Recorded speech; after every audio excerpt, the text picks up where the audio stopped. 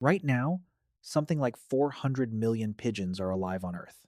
That's a bigger head count than the combined populations of the United States, Canada, and Australia.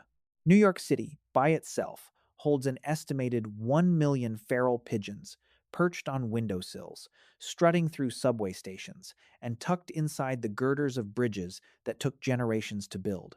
London holds roughly as many. So does Mumbai. So does Istanbul. So does Mexico City. They're everywhere you look. They're not scarce in the slightest. They reproduce all 12 months of the year, turning out brood after brood under conditions that would wipe out most farmed birds entirely.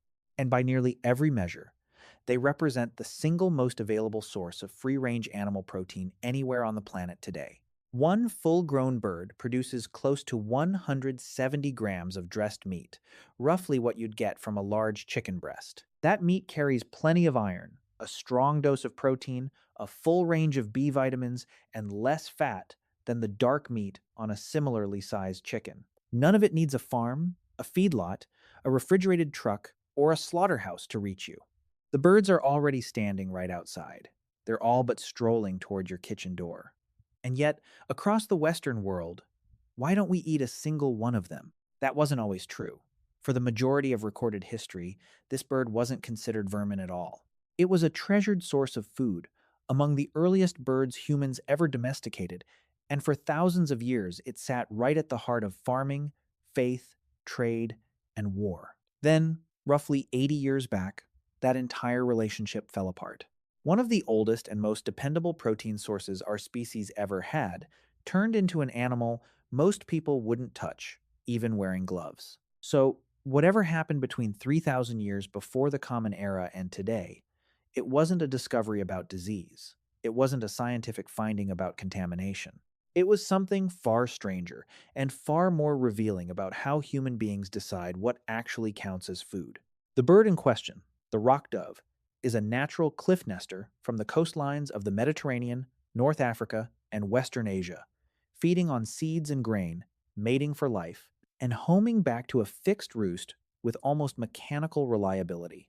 When early farmers in the Fertile Crescent started stacking stone and mud brick into permanent buildings, they accidentally recreated the exact cliff ledges, flat overhangs, and pockmarked vertical surfaces the bird had evolved to nest on. From the pigeon's perspective, a mud brick village was simply an artificial cliff face. The birds moved in uninvited, and people noticed fast, with pigeon bones already turning up mixed into household food waste at Neolithic sites in modern Iraq, Turkey, and Iran dating back more than 6,000 years. Genetic work published in 2012 by Michael Shapiro's team at the University of Utah, drawing on DNA from over 350 breeds, confirmed every domestic pigeon alive today descends from that same wild rock dove, likely first tamed somewhere in the eastern Mediterranean or western Asia, putting it in the same early wave of domestication as the dog, the goat, and the sheep. The Sumerians kept them. So did the Persians and the people of the Indus Valley. Nobody scaled that relationship like Egypt did.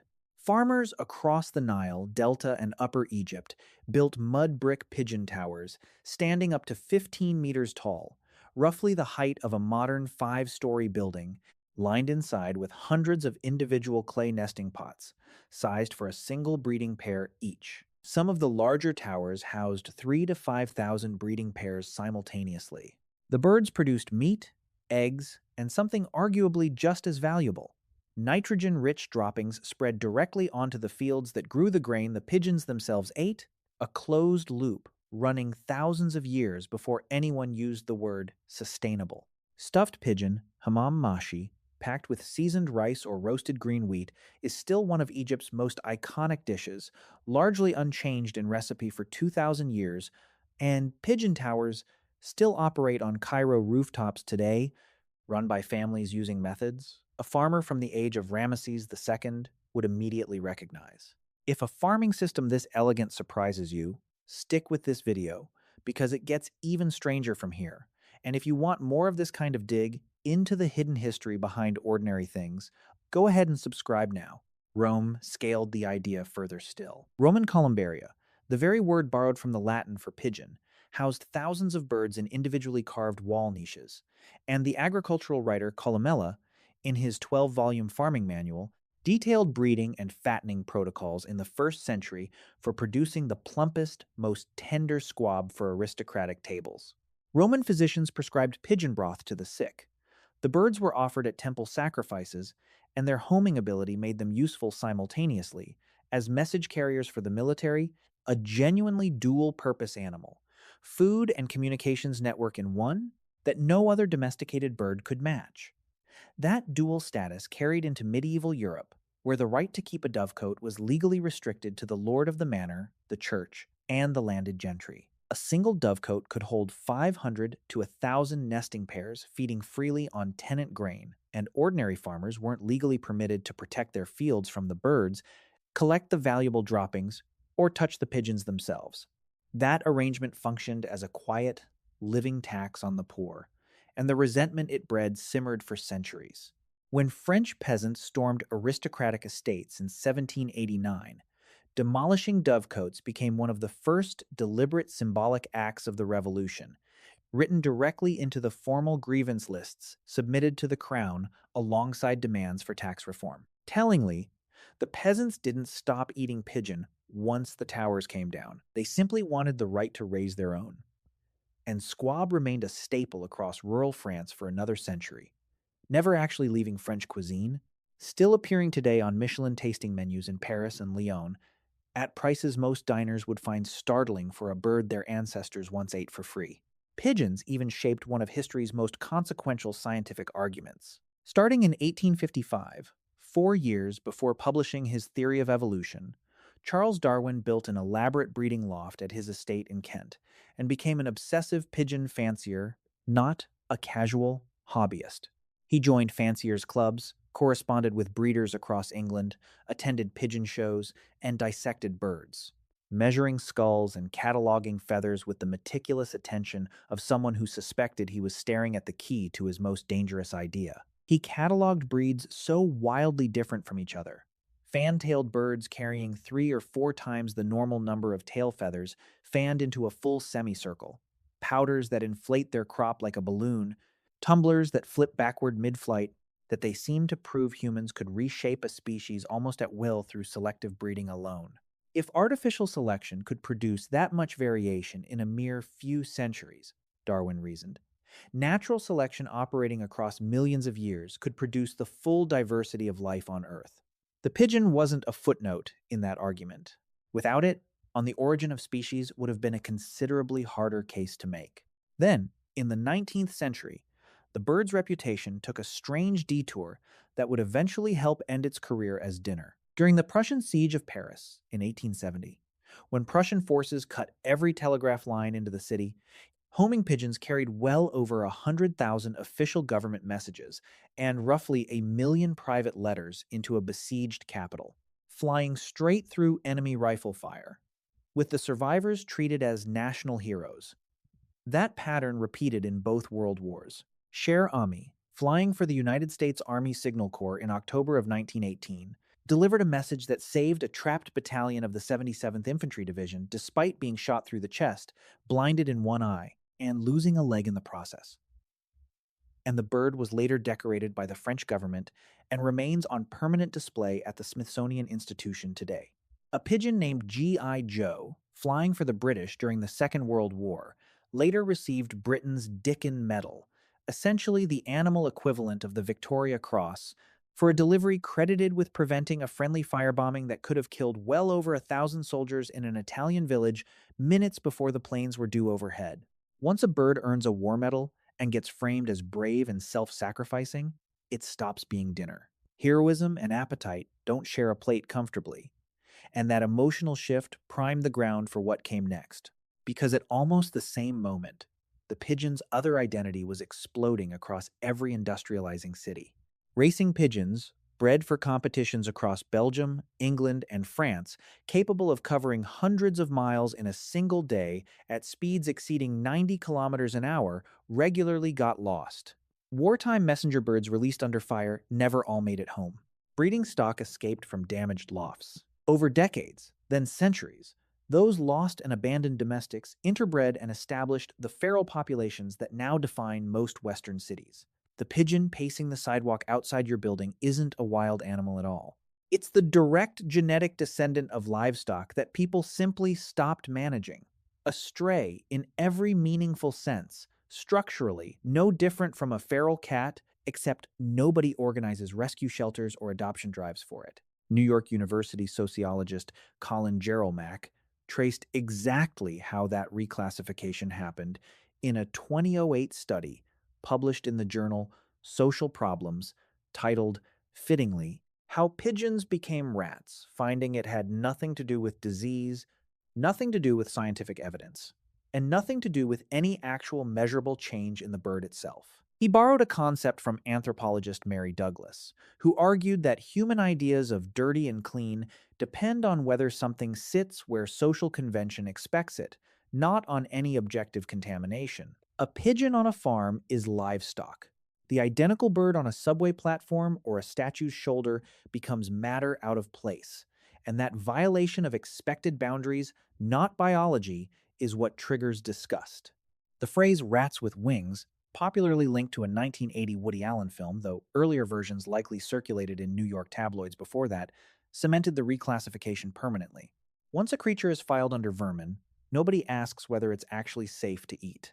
And the disease argument, the one people reach for first, and with the most conviction, turns out to be weaker than most assume. Pigeons genuinely can carry pathogens, including fungal agents like Cryptococcus neoformans and Histoplasma capsulatum found in accumulated dried droppings, along with Chlamydophila psittaci, the bacterium behind psittacosis, sometimes called parrot fever. Those are documented real diseases, and nobody disputes the microorganisms exist. But here's the detail that changes the math entirely. None of them are transmitted by eating properly cooked pigeon meat. The infection route runs through inhaling dried fecal dust, not through digestion, which puts a construction worker clearing out an infested attic without a respirator at genuine risk, while leaving a diner eating a roasted bird essentially untouched. Cooking a pigeon to an internal temperature of 74 degrees Celsius, about 165 degrees Fahrenheit, the same standard used for chicken and turkey, eliminates that risk entirely, since the pathogen pathway and the food pathway occupy completely separate biological channels. Swiss biologist Daniel Haag Wackernagel, who has studied urban pigeon populations for more than 3 decades, published research concluding that while pigeons can technically harbor roughly 110 known pathogen species, documented cases of pigeon-to-human disease transmission are rare enough that the public's fear of the bird is, in his own assessment, significantly exaggerated relative to the actual clinical record. Compare that to the chicken already sitting in most American refrigerators, where United States government testing has repeatedly found salmonella contamination in roughly a quarter of raw retail chicken products, one package in every four, with Campylobacter rates running even higher in some surveys, sometimes close to half of all samples tested. The bird with the measurably worse safety record isn't the one people are afraid of.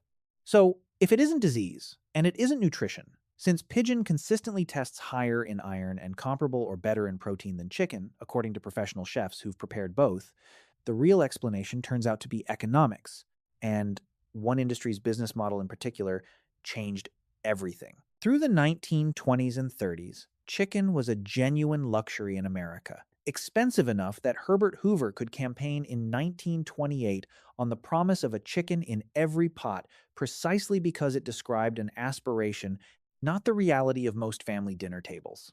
Then, starting in the 1940s, companies including Tyson Foods and Purdue Farms built vertically integrated operations controlling every stage of production, from breeding the parent stock through hatching, feeding, slaughtering, processing, and distribution, all under one corporate roof, while selectively breeding birds that reached market weight in roughly 6 weeks instead of the 16 weeks it took back in 1925, a growth rate so extreme that many modern broilers develop leg deformities because their muscle mass outpaces what their own skeleton can structurally support. Between 1935 and 1995, the inflation-adjusted price of American chicken fell by more than 60%, eventually making it cheaper per gram of protein than dried beans purchased at industrial scale, and by the year 2000, the average American was eating roughly 6 times as much chicken annually as in 1930. A pigeon hen lays only 2 eggs per clutch and produces at most around a dozen to 16 squabs a year, even under ideal managed breeding conditions. A single modern broiler operation, through continuous hatching cycles, can put more than 150 market-ready birds through that same calendar year. For every squab a pigeon produces, an industrial chicken operation produces roughly 10 birds. Pigeon farming simply couldn't compete against that kind of reproductive and financial mismatch, and the entire supporting infrastructure: dovecotes, breeding programs, processing plants, culinary knowledge passed down through families, withered within roughly 2 generations. It's worth adding a detail that often gets lost here.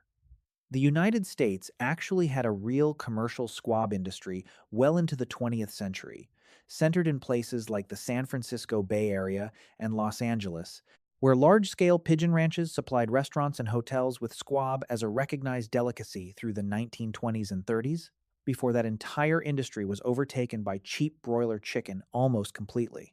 There's also a regulatory wrinkle rarely mentioned. Modern American squab doesn't move through the same nationwide slaughter and inspection infrastructure built specifically around chicken and turkey, which means restarting pigeon as a mainstream protein today would require rebuilding a processing and safety testing system essentially from scratch, not simply convincing people to try it.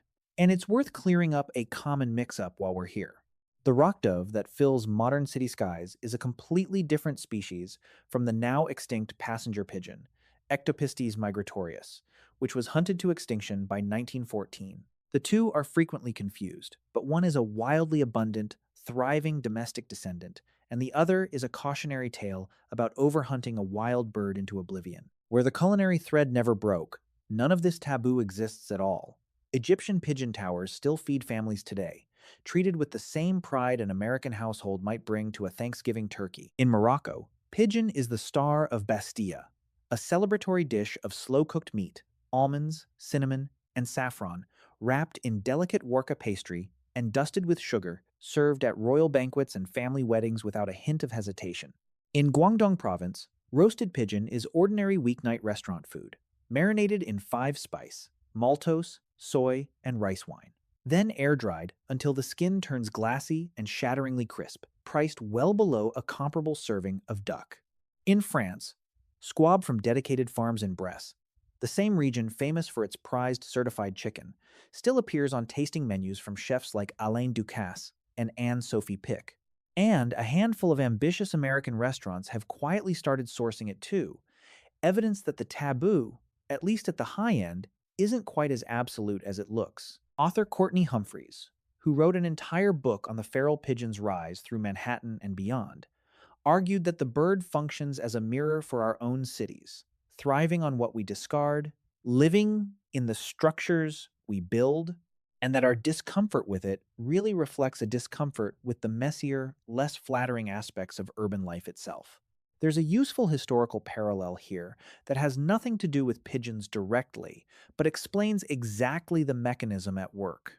Lobster was once so plentiful along the New England coast that servants had contract clauses explicitly limiting how many times per week employers could legally feed it to them, and inmates in some coastal jails ate it so constantly that the practice was eventually challenged as needlessly cruel. Once overfishing and habitat loss shrank the wild supply, price climbed, and lobster flipped from prison food to luxury centerpiece within roughly a century, without the animal itself changing in any biological way. New York oysters followed the identical pattern, sold from street carts for pennies in the 1800s, when the harbor's beds were vast, then transformed into an expensive appetizer once pollution destroyed those beds and scarcity did the rest. Pigeon is essentially the mirror image of that story, abundant rather than scarce, and still waiting for its own reversal, though there are small signs it might be starting. In 2012, a London design collective caught feral pigeons, cleared their systems with 2 weeks of clean, controlled grain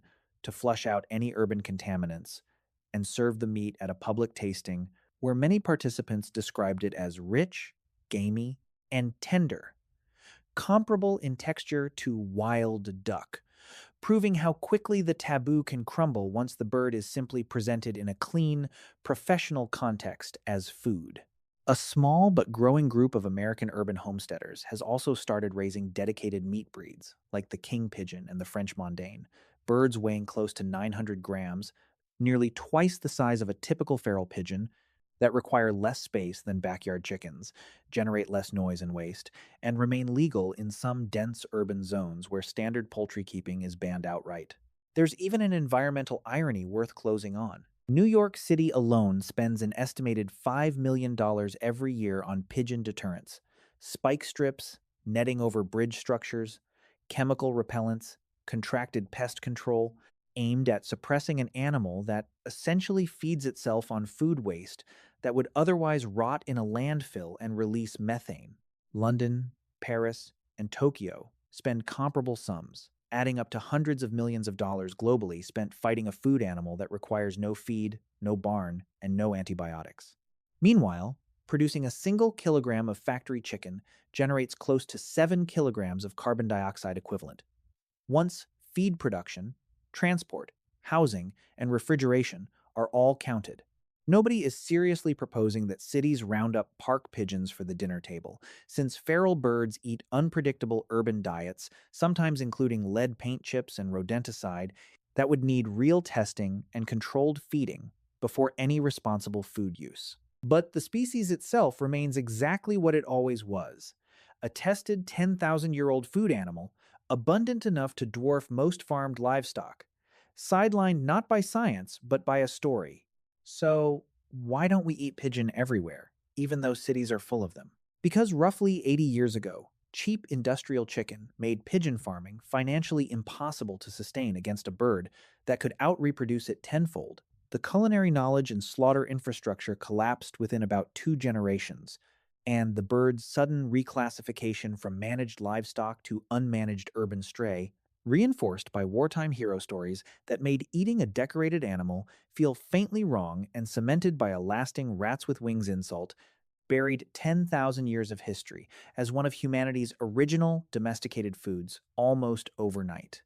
The rock dove itself never changed. Not biologically, not nutritionally, not in temperament. Its meat is still lean, iron-rich, and entirely safe once properly cooked. What changed was a cultural story about where an animal is allowed to live and what that location silently communicates about whether it belongs on a plate. And in every place that particular story never took hold, from Cairo to Fez to Guangzhou to the French countryside, the bird never stopped being dinner at all. The pigeons pacing the sidewalk outside are still, genetically, the same animal that fed pharaohs, fattened senators, and carried medals home from war. Nobody is looking at them that way anymore. That's the whole answer.